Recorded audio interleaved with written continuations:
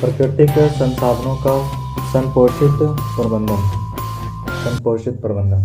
प्रकृति के साथ सद्भाव में रहना हमारे लिए नया नहीं है। जीवन हमेशा भारत की परंपरा और संस्कृति का अभिन्न अंग रहा है। यह हमारी संपोषित लंबी परंपराओं और प्रथाओं, रीति रिवाजों, कला व शिल्प, त्योहार, भोजन, आस्थाओं, अनुष्ठान व लोकगीत के साथ एकीकृत है।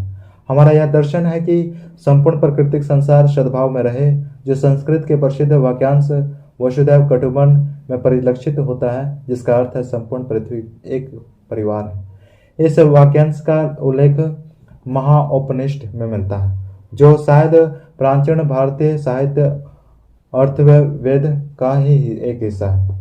पिछली कक्षा में हमने प्राकृतिक संसाधनों जैसे कि मृदा, जल एवं वायु के बारे में पढ़ा तथा यह भी जाना कि अलग अलग प्रकार के संगठनों का प्रकृति के बार बार चक्रण किस प्रकार होता है। पिछले अध्याय में हमने यह भी पढ़ा कि हमारे क्रियाकलाप अथवा गतिविधियां इन संसाधनों को दूषित कर रहे हैं। इस अध्याय में हम कुछ संसाधनों के बारे में अध्ययन करेंगे तथा यह भी जानेंगे कि हम किस प्रकार का उनका इस्तेमाल कर रहे हैं। हो सकता है हम यह भी सोचे कि हमें अपने संसाधनों का इस्तेमाल किस प्रकार करना चाहिए जिससे संसाधनों का पोषण हो सके और हम अपने पर्यावरण का संचरण भी कर सके। हम वन, जीवन, जल, पेट्रोलियम तथा कोयला जैसे प्राकृतिक संसाधनों पर विचार करेंगे तथा उन समस्याओं पर भी चर्चा करेंगे कि संपोषित विकास के लिए इन संसाधनों का प्रबंधन किस प्रकार करें। हम अक्सर ही पर्यावरणीय समस्याओं के बारे में पढ़ते या सुनते हैं। ये ज़्यादातर वैश्विक समस्याएं हैं तथा इनके परिवर्तन अथवा समाधान में हम अपने आप को असहाय पाते हैं। इनके लिए अनेक अंतर्राष्ट्रीय नियमन एवं कानून हैं। हमारे देश में भी पर्यावरण संरक्षण हेतु अनेक कानून हैं। अनेक अंतर्राष्ट्रीय एवं राष्ट्रीय संगठन भी पर्यावरण संरक्षण के लिए कार्य कर रहे हैं। क्रियाकलाप वन, कार्बन डाइऑक्साइड के निष्कासन के नियमन के लिए अंतर्राष्ट्रीय मानक के बारे में पता लगाइए। इस विषय पर कक्षा में विचार विमर्श कीजिए कि हम इन मानकों को प्राप्त करने के लिए क्या कर सकते हैं। क्रियाकलाप 2, ऐसे अनेक संगठन हैं जो पर्यावरण के प्रति जागरूकता फैलाने में कार्यरत हैं। वे ऐसी गतिविधियों का भी प्रोत्साहन करते हैं जिससे हमारे प्राकृतिक संरचना एवं पर्यावरण को बढ़ावा मिलता है। अपने क्षेत्र, गांव, कस्बे, शहर में कार्य करने वाले संगठनों के बारे में पता लगाइए कि इस उद्देश्य की पूर्ति हेतु आप क्या योगदान दे सकते हैं। संसाधनों के शोषण, अविवेकपूर्ण दोहन से उत्पन्न समस्याओं के बारे में जागरूकता हमारे समाज में एक नया आयाम है। जब यह जागरूकता बढ़ती है तो कुछ न कुछ नए कदम भी उठाए जाते हैं। आपने गंगा सफाई योजना, गंगा एक्शन प्लान के बारे में अवश्य ही सुना या पढ़ा होगा। कई करोड़ों की यह योजना करीब 1985 में इसलिए आई क्योंकि गंगा के जल की गुणवत्ता लगातार कम होती जा रही थी, जैसा कि ग्राफ में दिखाया गया।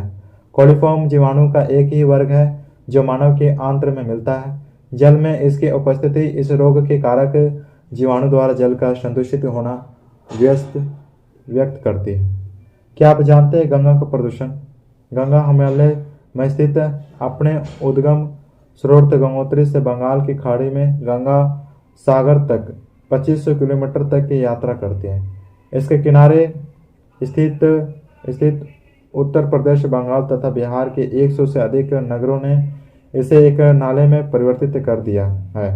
इसका मुख्य कारण इन नगरों द्वारा उत्सर्जित मल एवं कचरे को इसमें प्रभावित किया जाना है। इसके अतिरिक्त मानव के अन्य क्रियाकलापों जैसे कि कपड़े धोना, नहाना, मृत व्यक्तियों के शवों एवं राख को बहाना और फिर उद्योगों द्वारा उत्पन्न रासायनिक उत्सर्जन ने गंगा के प्रदूषण स्तर को इतना बढ़ा दिया कि इसके विषैले जल में मछलियां मरने लगी। नमामि गंगे कार्यक्रम जून 2014 में केंद्र सरकार द्वारा एक प्रमुख कार्यक्रम के रूप में अनुमोदित एक एकीकृत संरक्षण मिशन है। यह प्रदूषण संरक्षण और राष्ट्रीय नदी गंगा के कायाकल्प के प्रभावी न्यूनीकरण के 2 उद्देश्यों को पूरा करने के लिए शुरू किया गया था। स्वच्छ गंगा के लिए राष्ट्रीय मिशन कार्बन विंग है, जिसे अक्टूबर 2016 में स्थापित किया गया था। जैसा कि आप देख सकते हैं कि मापन योग्य कुछ कारकों का उपयोग हमारे द्वारा प्रयोग में लाए जाने वाले जल की गुणवत्ता के निर्धारण अथवा प्रदूषण मापने के लिए किया जाता है। कुछ प्रदूषक बहुत कम मात्रा में होते हुए भी हानिकारक हो सकते हैं। इसके लिए हमें अत्यंत संवेदी परिष्कृत उपकरणों की जरूरत होती है। लेकिन अध्याय 2 में हम यह भी अध्ययन कर चुके हैं कि जल का पीएच सरलता से सार्व सूचक यूनिवर्सल इंडिकेटर से मापा जा सकता है। क्रियाकलाप 3 सार्व सूचक की सहायता से अपने घर के पानी का पीएच ज्ञात कीजिए। अपने आसपास के जलाशय, तालाब, झील, नदी, झरने का पीएच मान भी ज्ञात कीजिए। क्या अपने परीक्षणों के आधार पर आप बता सकते हैं कि जल प्रदूषित है अथवा नहीं? लेकिन हमें समस्या के विशाल रूप को देखकर आश्चर्यचकित होने की आवश्यकता नहीं है, क्योंकि ऐसे अनेक कार्य हैं जिनके द्वारा हम स्थिति में परिवर्तन ला सकते हैं। अपने पर्यावरण को बचाने के लिए 5 R के बारे में तो अवश्य सुना होगा। Refuse, reduce, reuse, repurpose, recycle. ये क्या बताते हैं? इनकार। इनका अर्थ है कि जिन वस्तुओं की आपको आवश्यकता नहीं है उन्हें लेने से इनकार करना। उन उत्पादों को खरीदने से इनकार करें जो आपको, आपके परिवार और आपके पर्यावरण को नुकसान पहुंचा सकते हैं। प्लास्टिक के थैले लेने से इनकार करें। कम उपयोग। इसका अर्थ है कि आपको कम से कम वस्तुओं का इस्तेमाल करना चाहिए। आप बल्ब एवं बिजली के पंखे का स्विच बंद करके विद्युत का अपव्यय रोक सकते हैं। आप लीक करने वाले जल की मरम्मत करके जल के अपव्यय को रोक सकते हैं। आप आहार को व्यर्थ होने से बचा सकते हैं। क्या आप कुछ अन्य वस्तुओं के बारे में सोच सकते हैं जिनका इस्तेमाल कम किया जा सकता है? पुनः उपयोग। यह पुनः चक्रण से भी बेहतर तरीका है, क्योंकि पुनः चक्रण में कुछ ऊर्जा खर्च होती है। पुनः उपयोग के तरीके में आप किसी वस्तु का बार बार इस्तेमाल करते हैं। लिफाफे को फेंकने के बजाय आप फिर से उन्हें प्रयोग में ला सकते हैं। विभिन्न खाद्य पदार्थों के साथ आई प्लास्टिक की बोतलों, टेबों इत्यादि का इस्तेमाल वस्तु को रखने के लिए किया जा सकता है। अन्य कौन सी वस्तुएं हैं जिन्हें हम दोबारा उपयोग में ला सकते हैं? पुनः प्रयोजन। इसका अर्थ यह है कि कोई वस्तु जिस उपयोग के लिए बनी है, जब वह उस उपयोग में नहीं ला जा सकती तो उसे किसी अन्य उपयोगी कार्य के लिए प्रयोग करें। उदाहरण के लिए टूटे फूटे चीनी, मिट्टी के बर्तनों में पौधे उगाना। पुनः चक्रण। इसका तात्पर्य यह है कि आपको प्लास्टिक, कांच, कागज, जंतु की वस्तुएं तथा ऐसे ही पदार्थों के पुनः चक्रण द्वारा उपयोगी पदार्थों का निर्माण करना चाहिए जब तक बहुत अधिक आवश्यकता ना हो। इनका नया उत्पादन संश्लेषण विवेकपूर्ण नहीं है। इनके पुनः चक्रण के लिए सर्वप्रथम हमें अपने कचरे से इनको अलग करना होगा, जिससे कि पुनः चक्रण योग्य वस्तुएं दूसरे कचरे के साथ भराव क्षेत्र में ना फेंक दिया जाए। क्या आपके गांव, नगर अथवा कस्बे में ऐसा कोई प्रबंध है जिससे इन पदार्थों का पुनः चक्रण किया जा सके? अपनी दैनिक जरूरतों और क्रियाकलापों पर निर्णय लेते समय भी हम पर्यावरण संबंधी निर्णय ले सकते हैं। इसके लिए हमें यह जानने की जरूरत है कि हमारे चुनाव से हमारे चारों ओर के पर्यावरण पर क्या प्रभाव पड़ सकते हैं। ये प्रभाव तुरंत अथवा लंबे समय अथवा व्यापक स्तर के हो सकते हैं। संपोषित विकास की संकल्पना मनुष्य के वर्तमान मूलभूत जरूरतों की पूर्ति एवं विकास को प्रोत्साहित तो करती ही है, साथ ही साथ भावी पीढ़ी के लिए संसाधनों का संरक्षण भी करती है। आर्थिक विकास पर्यावरण संरक्षण से जुड़ा हुआ है, अतः संपोषित विकास से जीवन के सभी आयामों में परिवर्तन निहित है। यह लोगों के ऊपर निर्भर है कि वे अपने चारों ओर के आर्थिक, पर्यावरण एवं सामाजिक स्थितियों के प्रति अपने दृष्टिकोण में बदलाव लाए तथा प्रत्येक व्यक्ति को प्रकृति के संसाधनों का वर्तमान उपयोग में बदलाव के लिए तैयार रहना चाहिए। क्रियाकलाप 4। क्या कई वर्षों के अंतराल पर आप किसी शहर अथवा गांव में गए हैं? यदि हाँ, तो क्या पिछली बार की अपेक्षा नई सड़कें एवं घर बन गए हैं? आपके विचार में इनको बनाने के लिए आवश्यक वस्तुएं कहाँ से मिली होगी? उन पदार्थों की सूची बनाइए तथा उनके स्रोतों के बारे में भी पता लगाइए। अपने द्वारा बनाई गई सूची की अपने साथियों के साथ चर्चा कीजिए।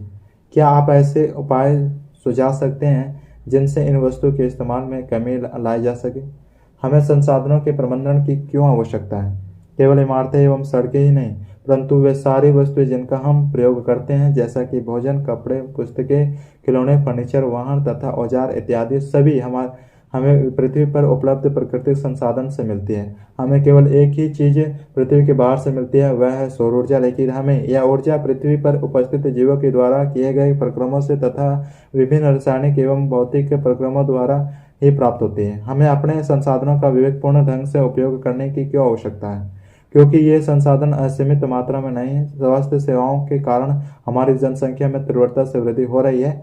जनसंख्या में वृद्धि के कारण सभी संसाधनों की मांग भी कई गुना बढ़ी है। प्राकृतिक संसाधनों का प्रबंधन करते समय लंबे समय को ध्यान में रखना होता है, जिससे कि ये अगली कई भावी पीढ़ियों तक उपलब्ध हो सके। संसाधनों का अर्थ उनका शोषण अथवा दोहन नहीं है। इस प्रबंधन में इस बात पर भी ध्यान देने की जरूरत है इनका विस्तरण सभी वर्गों में समान रूप से हो, न कि मात्र मुट्ठी भर शक्तिशाली और अमीर लोगों के लिए। एक बात पर और ध्यान देने की जरूरत है कि हम इन संसाधनों को दोहन करते हैं तो हमें परिवर्तन को हानि पहुंचाते हैं। हम पर्यावरण को हानि पहुंचाते हैं। उदाहरण के लिए खुदाई से प्रदूषण होता है, क्योंकि धातु के निष्कर्षण के साथ साथ बहुत बड़ी मात्रा में स्लैग धातुमल भी उत्सर्जित होता है। अतः संपोषित प्राकृतिक संसाधनों के प्रबंधन में अपशिष्टों के सुरक्षित निपटारे की व्यवस्था भी होनी चाहिए। संपोषित विकास व प्राकृतिक संसाधनों के संरक्षण की वर्तमान वैश्विक चिंताएं हमारे देश में प्राकृतिक संरक्षण की लंबी परंपरा व संस्कृति की तुलना में हाल ही की है। पूर्व ऐतिहासिक भारत में प्राकृतिक संरक्षण व संपोषित विकास के सिद्धांत की स्थिरता अपने सबसे अच्छे रूप में स्थापित की गई थी। हमारा प्राचीन साहित्य ऐसे उदाहरणों से भरा है जहां मूल्य और प्रकृति की प्रति मनुष्य की संवेदनशीलता की महिमा और सिद्धांत की स्थिरता अपने सबसे अच्छे रूप में स्थापित की गई थी। क्रिएक्राफ्ट 5 अपने रोजमर्रा की जिंदगी में उपयोगी व प्राकृतिक संरक्षण के लिए परंपरागत तरीकों का अवलोकन करें। अपना अनुमान सभी सहपाठियों को बताएं। एक रिपोर्ट विवरणी बनाकर जमा करें। भारतीय साहित्य जैसे उपनिषद व स्मृतियों में जंगलों के उपयोग व प्रबंधन तथा संपोषितता को एक अंतर्निहित विषय के रूप में उल्लेखित किया गया है। संस्कृत साहित्य अथर्ववेद की एक ऋचा के अनुसार वैदिक काल के दौरान जंगल वनस्पति के उत्पादक व साथ ही सुरक्षात्मक पहलुओं पर बल दिया गया। वैदिक काल के अंत में कृषि एक प्रमुख आर्थिक गतिविधि के रूप में उभरी। यह वह समय था जब पवित्र जंगलों व गुफाओं, पवित्र गलियारों व विभिन्न प्रकार की जातीय वाणिज्य प्रथाओं जैसे संस्कृति परिदृश्य की अवधारणाओं विकसित हुई, जो वैदिक काल के बाद भी लगातार चलती रही। साथ ही व्यापक श्रेणी की जातीय वाणिज्य प्रथाओं को प्रथाओं व अनुष्ठानों के साथ एकीकृत करते हुए इनके माध्यम से प्राकृतिक संसाधनों की सुरक्षा की जाती रही। वन्य एवं वन्य जीवन, वन्य जैव विविधता के विशिष्ट हॉटस्पॉट्स स्थल है, अर्थात इनमें जैव विविधता की बहुत यातायात है। जैव विविधता का एक आधार उस क्षेत्र में मिलने वाली स्पीशीजों की संख्या है, लेकिन जीवों के विभिन्न स्वरूप, जीवाणु, कवक, पुष्पी, पादप, पर्ण, निप्टोस, कीट, सरीसृप, पक्षी इत्यादि भी महत्वपूर्ण है। पूर्वजों से प्राप्त जैव विविधता को संरक्षित करने का प्रयत्न प्राकृतिक संरक्षण के मुख्य उद्देश्यों में से एक है। प्रयोगों और वस्तु स्थिति के अध्ययन से हमें जानकारी मिलती है कि विविधता के नष्ट होने से पारिस्थितिक अस्तित्व भी नष्ट हो सकता है। क्रियाकलाप 6 जिन वन उत्पादकों का आप प्रयोग करते हैं उनकी एक सूची बनाइए। आपके विचार में वन के पास रहने वाला व्यक्ति किन वस्तुओं का इस्तेमाल करता होगा? वन के अंदर रहने वाला व्यक्ति किन वस्तुओं का उपयोग करता होगा? अपने साथियों के साथ चर्चा कीजिए। उपयुक्त व्यक्तियों की आवश्यकताओं में क्या कोई परिवर्तन है अथवा कोई परिवर्तन नहीं है, या एवं इनके कारण भी पता लगाइए। स्केल होल्डर दावेदार हम सभी विभिन्न वन उत्पादों का इस्तेमाल करते हैं, लेकिन वन संसाधनों पर हमारी निर्भरता में अंतर है। हमें से कुछ लोगों के पास कुछ विकल्प हैं, लेकिन कुछ के पास नहीं। जब हम वन संरक्षण के बारे में विचार करते हैं तो हमें यह भी सोचना होगा कि इसके दावेदार कौन है। वन के निकट एवं इसके अंदर रहने वाले लोग अपने अनेक जरूरतों के लिए वन पर निर्भर रहते हैं। सरकार का वन विभाग, जिनके पास वनों का स्वामित्व है तथा वे वनों से प्राप्त साधनों पर नियंत्रण करते हैं। उद्योगपति तेंदुआ पत्ती का इस्तेमाल कर बीड़ी उत्पादकों से लेकर कागज मिल तक जो विभिन्न वन उत्पादकों को इस्तेमाल करते हैं, लेकिन किसी भी क्षेत्र में वनों पर निर्भर नहीं करते। प्राकृतिक एवं वन्य जीवन प्रेमी जो प्रकृति का संरक्षण इसकी आद्य अवस्था में करना चाहते हैं। आइए देखें कि प्रत्येक समूह की वन आवश्यकताओं क्या है अथवा वन से उन्हें क्या मिलता है। स्थानीय निवासियों को ईंधन के लिए छाजन एवं जलावन छोटी लकड़ी की काफी अधिक मात्रा में आवश्यकता होती है। बांस का इस्तेमाल झोपड़ी बनाने के लिए, भोजन इकट्ठा करने एवं भंडारण के लिए होता है। खेती के औजार, मछली पकड़ने एवं शिकार के औजार मुख्यतः लकड़ी के बने होते हैं। इसके अतिरिक्त वन शिकार स्थल एवं मकड़ी पकड़ने के लिए भी होते हैं।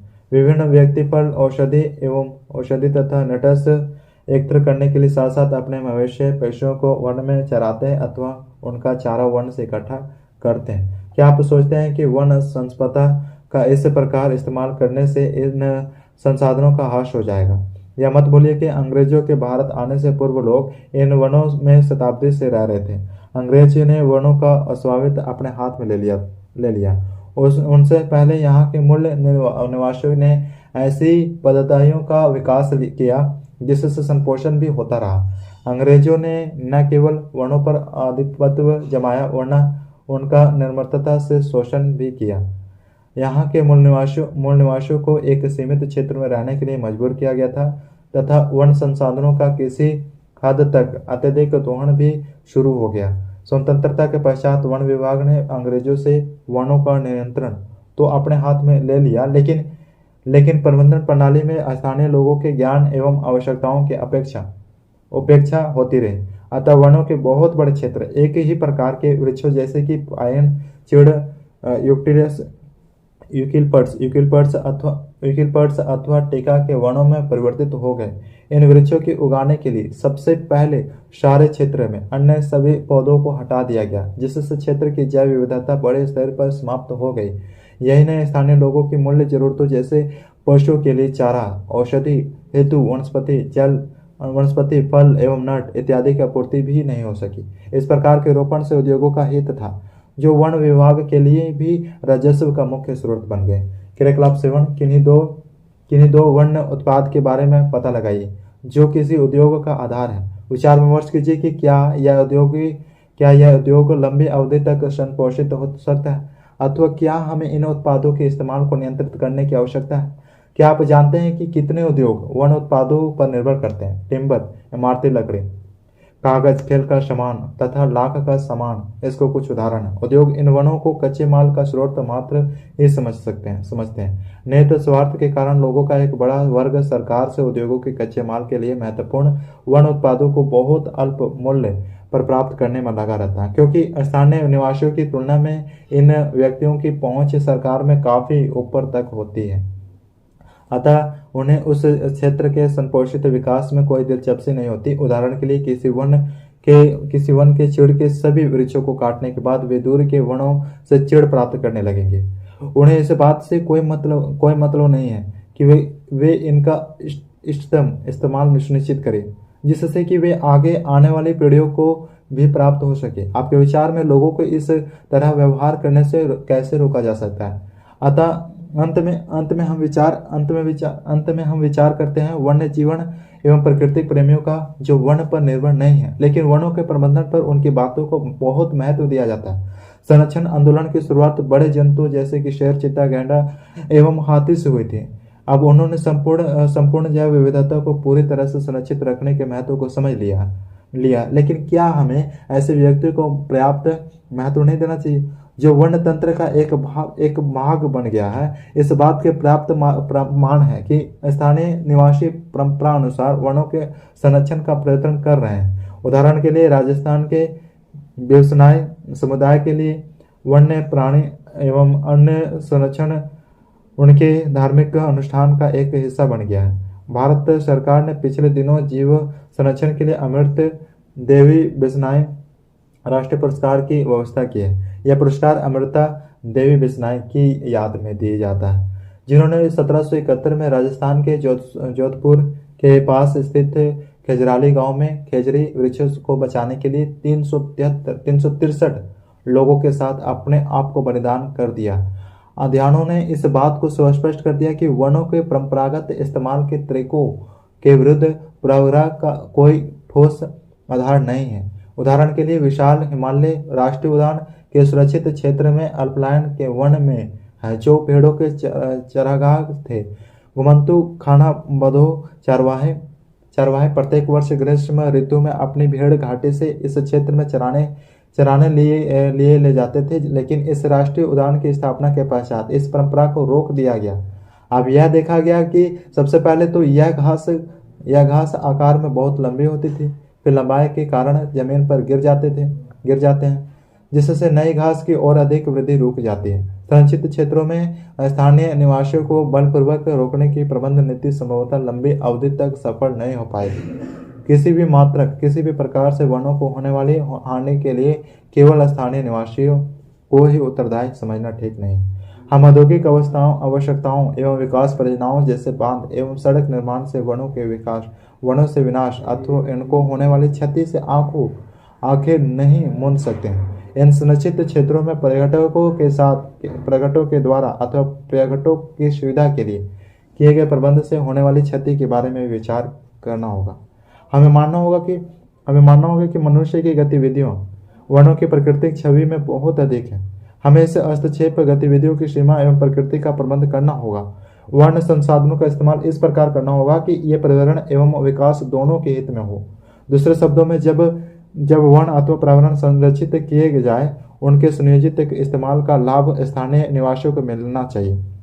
यह विकेंद्रीकरण की एक ऐसी व्यवस्था है जिससे पारिस्थितिकी संरक्षण एवं आर्थिक विकास दोनों साथ साथ चल सकते हैं। जिस प्रकार का सामाजिक एवं आर्थिक विकास हम चाहते हैं उससे अंततः यह निर्णय होगा कि पर्यावरण संरक्षण हो रहा है अथवा और अधिक विनाश हो रहा है। पर्यावरण को जंतु और पौधा का सजावटी संग्रह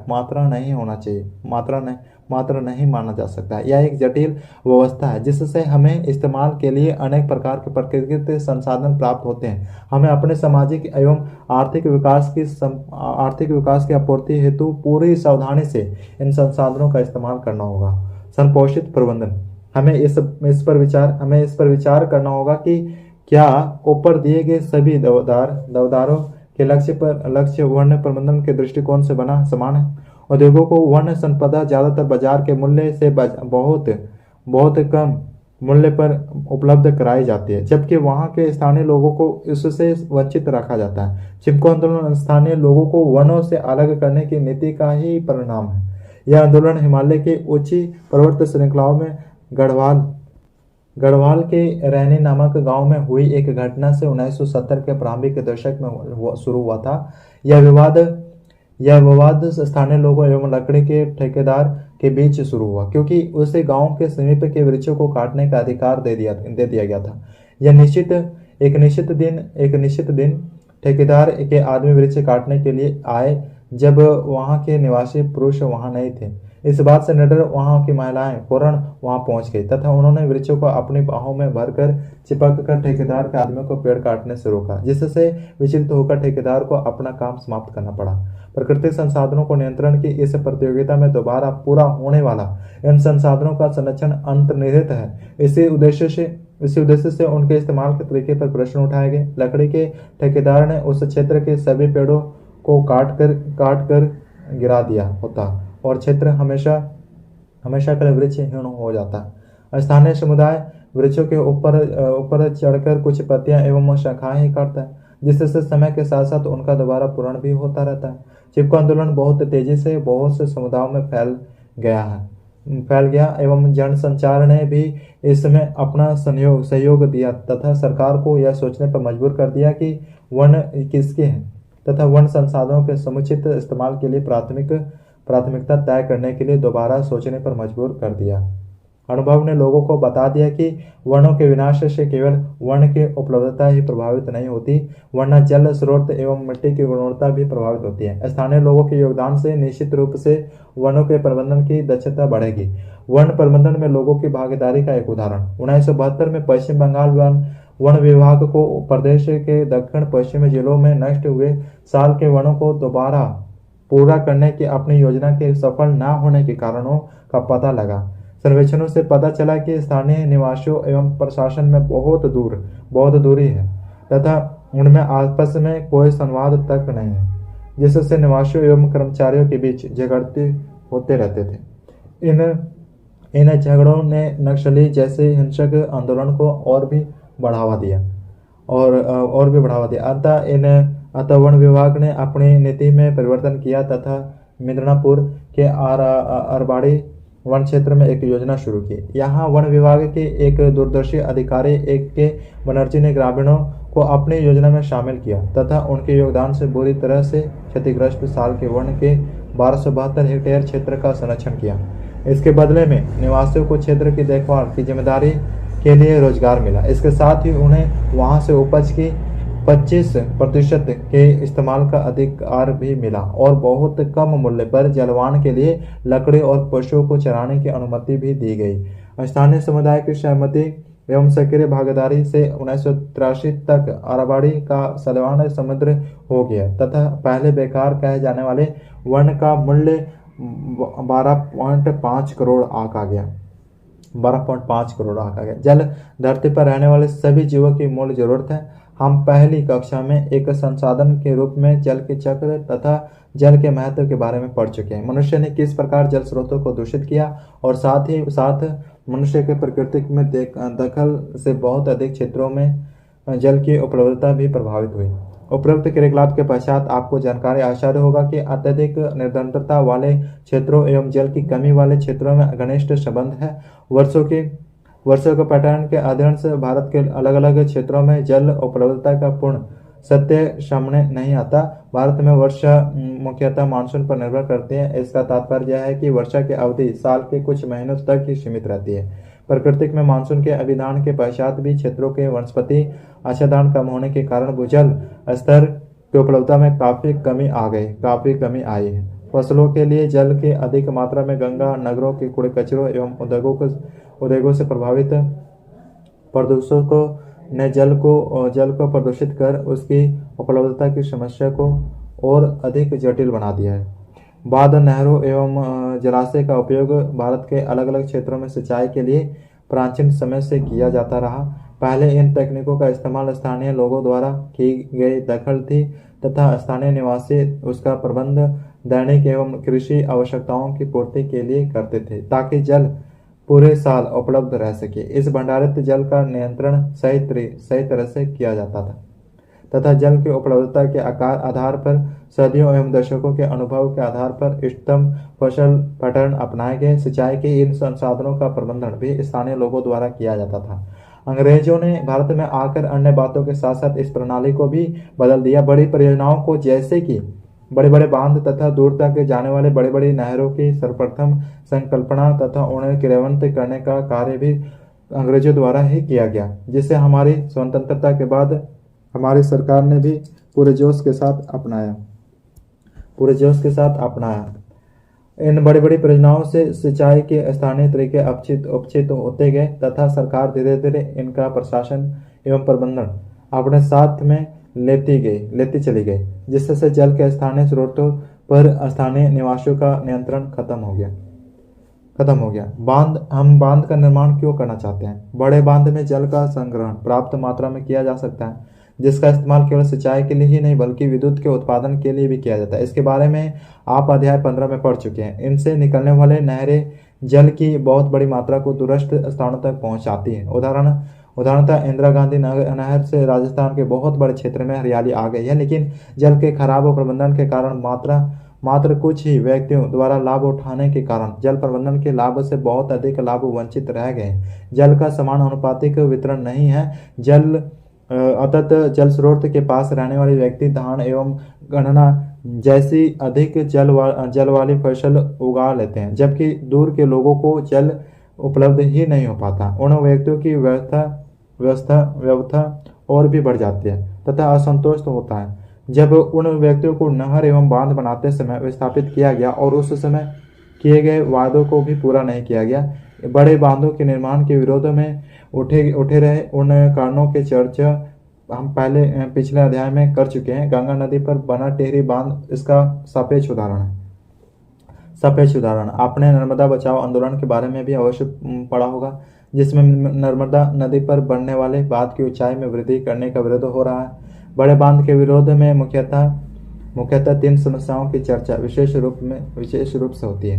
पर्यावरणीय समस्या, क्योंकि उससे बड़े स्तर पर वनों का विनाश होता है तथा जैव विविधता को अपूर्णीय क्षति होती है। आर्थिक समस्याएं, क्योंकि इनमें जनता का बहुत अधिक धन लगता है और उस अनुपात में लाभ अपेक्षित नहीं। सामाजिक समस्याएं, क्योंकि इससे बड़ी संख्या में लोग विस्थापित होते हैं।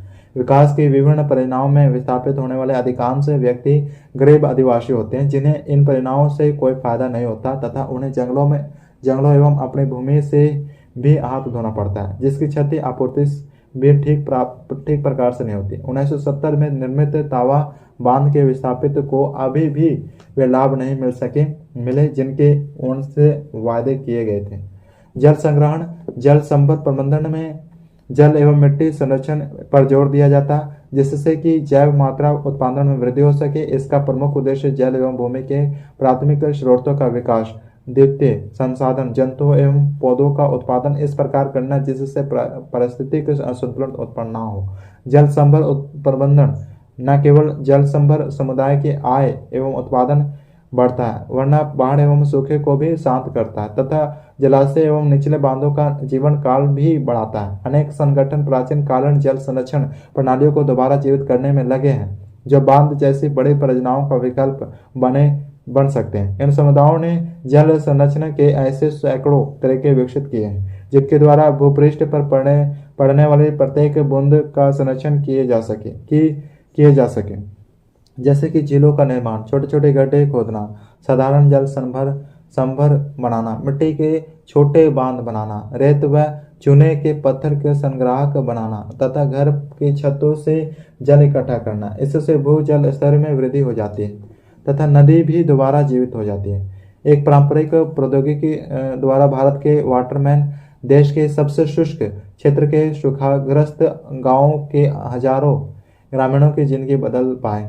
2 दशकों के प्रयास के बाद डॉक्टर राजेंद्र सिंह ने राजस्थान में पानी इकट्ठा करने के लिए 8600 जोहड़ और अन्य संरचनाओं का निर्माण किया तथा राज्य भर के 1000 गांवों में पानी वापस लाया गया। 2015 में उन्होंने स्टॉकहोम पुरस्कार जीता। यह बहुत ही प्रतिष्ठित पुरस्कार है जो ग्रह और इसके निवासियों की भलाई के लिए जल संसाधनों के सुरक्षित संरक्षण में योगदान करने वाले व्यक्ति का सम्मान करता है। जल संग्रहण, वाटर हार्वेस्टिंग भारत में बहुत पुरानी पद्धति है। राजस्थान में खादिन नाड़ी एवं बड़े पात्र, महाराष्ट्र के बंदारस एवं ताल, मध्य प्रदेश एवं उत्तर प्रदेश में बंदिश, बिहार में आहार तथा पायन, हिमाचल प्रदेश में कुल्हा, जम्मू के गांधी क्षेत्र में तालाब तथा तमिलनाडु में एरिश, केरल में श्रीरंगम, कर्नाटक में कटा इत्यादि प्राचीन जल परिवहन तथा जल संग्रहण संरचनाएं आज भी उपयोग है। उदाहरण के लिए दिए गया चित्र में देखें।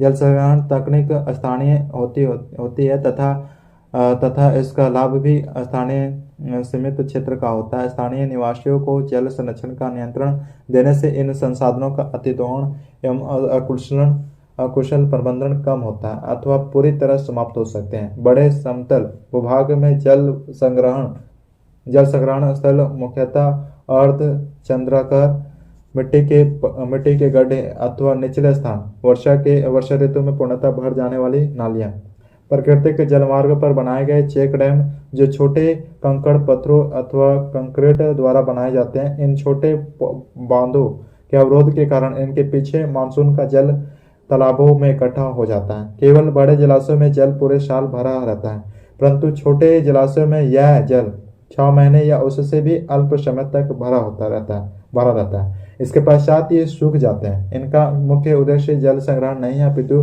भौमजल स्तर में सुधार लाना है।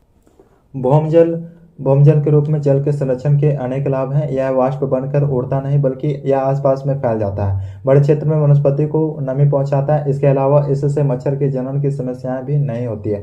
भौमजल जंतु तथा मानव के अपशिष्ट युक्त तालाबों व झीलों में ठहरे जल के विपरीत संदूषित होने से अपेक्षाकृत सुरक्षित रहता है। कोयला एवं पेट्रोलियम। हमने कुछ स्रोत जैसे कि वन, जल तथा अन्य जीवन के संपोषण एवं संरक्षण से संबंधित अनेक समस्याओं की चर्चा की है। यदि हम इनके संपोषण के अन्य तरीके अपनाएं तो इससे हमारी जरूरतों की पूर्ति भी होती रहेगी। अब हम एक और महत्वपूर्ण संसाधन जीवाश्म ईंधन पेट्रोलियम एवं कोयला के बारे में चर्चा करेंगे। कोयला एवं पेट्रोलियम दोनों ही ऊर्जा के अच्छे स्रोत हैं। औद्योगिक क्रांति के समय से हम उत्तरोत्तर अधिक ऊर्जा का व्यय कर रहे हैं। इस ऊर्जा का उपयोग हम दैनिक ऊर्जा आवश्यकता की पूर्ति तथा जीवन उपयोगी पदार्थों के उत्पादन के लिए करते हैं। यह ऊर्जा हमें पेट्रोलियम तथा कोयले से प्राप्त होती है। इन ऊर्जा स्रोतों का प्रबंधन अन्य संसाधनों की अपेक्षा कुछ अलग ढंग से किया जाता है। कोयला एवं पेट्रोलियम लाखों वर्ष पूर्व जीवों की जैव मात्रा के अपघटन से बनते हैं। अतः चाहे हम जितनी भी सावधानी से इनका इस्तेमाल करें, फिर भी ये स्रोत भविष्य में खत्म हो जाएंगे। अतः तब हमें ऊर्जा के वैकल्पिक स्रोतों की खोज की जरूरत है। यह संसाधन यदि वर्तमान दर से उपयोग में लाए जाते रहे तो ये कितने समय तक उपलब्ध रहेंगे। इसके भविष्य में विभिन्न आकलनों के आधार पर हम कह सकते हैं कि हमारे कोयले के संसाधन लगभग अगले 200 वर्षों तक तथा पेट्रोलियम अगले 40 वर्षों तक उपलब्ध रह सकते हैं। क्रियाकलाप 11 कोयले का इस्तेमाल ताप बिजली घरों में एवं पेट्रोलियम उत्पादों जैसे कि पेट्रोल